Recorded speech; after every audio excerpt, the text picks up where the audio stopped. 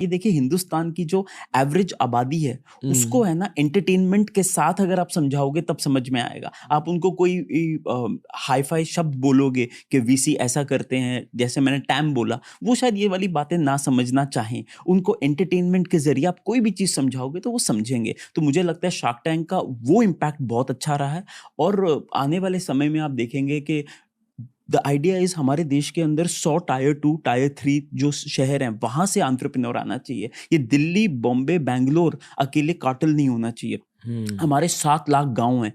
जिस दिन वहां से एंटरप्रेन्योर और जिसको हम बोलते हैं मध्यवर्गीय एमएसएमई आने लग गया, उस दिन हमारे एमएसएमई क्या होता है? Medium small and micro enterprises. So जब तक वो हमारी बेस नहीं स्ट्रांग होगी, क्योंकि आज भी 76% जो हमारी एम्प्लॉयमेंट आती है वो सारी एमएसएमई से आती है। तो एमएसएमई का जो जो जैसे लिज्जत पापड़ है, ये सब एंटरप्रेन्योरशिप, ये सिर्फ टेक्नोलॉजी की दुनिया नहीं है। एंटरप्रेन्योरशिप है एक अच्छा प्रोडक्ट बनाना, उसको बेचना, उसके अराउंड एक अच्छी कंपनी बनाना और स्टेक होल्डर्स को मैनेज करना, अच्छी एम्प्लॉयमेंट देना और इवेंचुअली कस्टमर का ध्यान रखना और पैसा कमाना, देश के लिए पैसा कमाना। क्या आप खुद को एक बिजनेस कोच मानते हो? क्योंकि आप बहुत सारे लोगों को बिजनेस कोचिंग देते हो इनफॉर्मली। नहीं, आपने बहुत सारे लोगों को मेंटर तो किया है। हाँ, मतलब मेंटोरशिप ना बहुत लूजली डिफाइंड टर्म है। ये एक ना टू वे एक्सरसाइज है।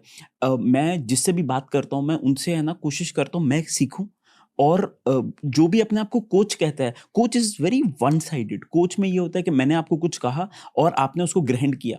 और कोचिंग की वजह से है ना, मुझे ऐसा लगता है कि हमारा एजुकेशन सिस्टम बर्बाद हो गया। तो I think it is a two way street. Coach से ज़्यादा मैं ये समझता हूँ कि मैं एक स्पंज बॉब हूँ। मैं एक ऐसी चीज़ हूँ जहाँ पे है ना लोग अपने है ना दुख को आके प्रकट कर सकते हैं। मैं उनको सुनता हूँ और मेरे सुनने में उनको अपने ही सवालों का जवाब मिल जाता है। तो मुझे लगता है कि ये एक एंटरप्रेन्योरियल इकोसिस्टम के लिए बहुत ज़रूरी है कि आपके पास कुछ ऐसे लोग होने चाहिए जो ट्रस्टवर्दी हों, जिनके साथ आप दिल की बात कर सकें और जिनके साथ आप सही सवाल पूछना बहुत महत्वपूर्ण है।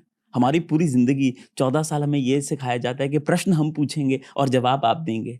उल्टा हमें है ना प्रश्न पूछने की जो कला है वो आनी चाहिए। आई सिंसियरली होप कि ऑडियंस ये वाला एपिसोड एंड तक देखे, स्पेशली जिन लोगों को आगे जाकर एंटरप्रेन्योरशिप करनी है।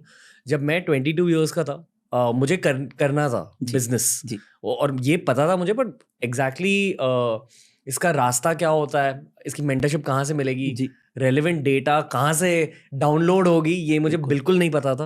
आई फील कि अब पूरा जमाना बदल चुका है, इंडिया बदल चुका है। बिल्कुल। आई होप कि लोग इस पॉडकास्ट से सीखे, स्पेशली एस्पायरिंग एंटरप्रेन्योर्स। बिल्कुल। भारत में बहुत सारे इन्वेस्टर्स हैं, ये असलियत मुझे हाल ही में पता चली है।